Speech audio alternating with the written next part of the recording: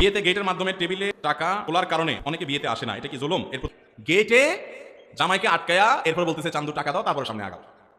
কত টাকা? 10,000, 20,000, 30,000, 50,000 এরকম হাঁকে। আর বেচারা বইয়ের মোহরটা পর্যন্ত দিতে পারতেছে না, বোর কাছে বাসরাতে যে মাপ চাওয়ার প্ল্যান প্রোগ্রাম করতেছে, আর তুমি গেট ধরে 10,000 টাকা চাচ্ছ। বিয়ের বাড়িতে গেট ধরে টাকা উঠানো এটা কতটুকু জায়েজ? জামাই যখন গেটের সামনে আসে তখন আপনারা যা বলেন যে জানদু আগে টাকা দাও তারপর ভিতরে যাও, মানে গেট ধরে টাকা উঠানো এটা কতটুকু জায়েজ আজকের ভিডিওটি দেখলে বুঝতে পারবেন। চলুন পুরো ভিডিওটি দেখে আসি। গেটে জামাইকে আটকায়া এরপর বলতেছে চান্দু টাকা দাও, তারপরে সামনে আগাও।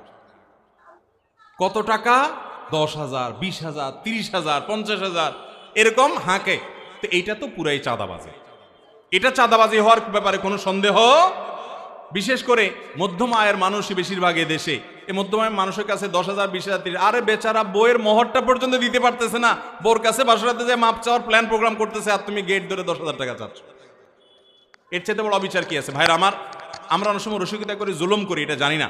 মনে রাখবেন যে বর পক্ষের কাছ থেকে এইভাবে তাদেরকে ফান্দে ফেলে টাকা আদায় করো, এমন যদি কনে পক্ষের থেকেও হয়, তাহলে এটা সম্পূর্ণ হারাম এবং নাজায়েজ। নবী সাল্লাল্লাহু আলাইহি ওয়াসাল্লাম বলেছেন, লা ইয়াহিল্লু মাল ইমরুইন মুসলিমিন ইল্লা বিতিবি নফসি।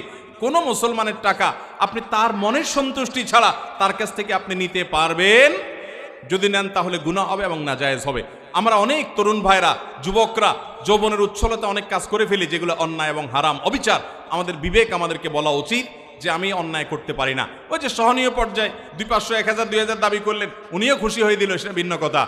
অনেক সময় জামাই দিতে বাধ্য হয়, বেচারা পকেটে না থাকলে আশেপাশে সবার পকেট কুড়ায় কাছায় দেয়, কারণ বিয়ে করতে আসছি ফেরত যাবে নাকি, তারপরও তাকে দিতে হয়। এরকম পরিবেশ তৈরি করে বাধ্য করে টাকা নেওয়া তো জুলুম এবং আপনারা এইসব বিষয় থেকে দূরে থাকবেন, কেননা মানুষের টাকা নেওয়া এবং মানুষের মন বেজার করে টাকা নেওয়াটা এই টাকা কিন্তু কখনোই হালাল হবে না। যেহেতু জামাই আপনার বাসার সামনে চলে এসেছে, তাকে আদর করে ভেতরে নিয়ে যা বসিয়ে বিবাহের কাজটা সম্পন্ন করাটাই বেশি ভালো হবে। তাছাড়াও যখন আমরা যখন তা করি, গেটের সামনে দাঁড় করে একেবারে 1-2 টাকা না, আর 5-10 হাজার টাকা দাবি করি, জামাই তখন দিতে না পারার পরে দেখা যায় যে এর প্যাকেট থাকি না, ওর প্যাকেট থাকি না, চতুর্পাশে হাসতে আপনার টাকা ম্যানেজ করে দিয়ে বিবাহ করতে যায়। এটা কিন্তু একদম খারাপ কাজ, মানুষকে অপমান করার মতো।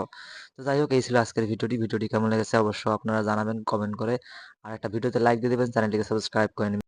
তো ভিডিওটি দেখার জন্য ধন্যবাদ।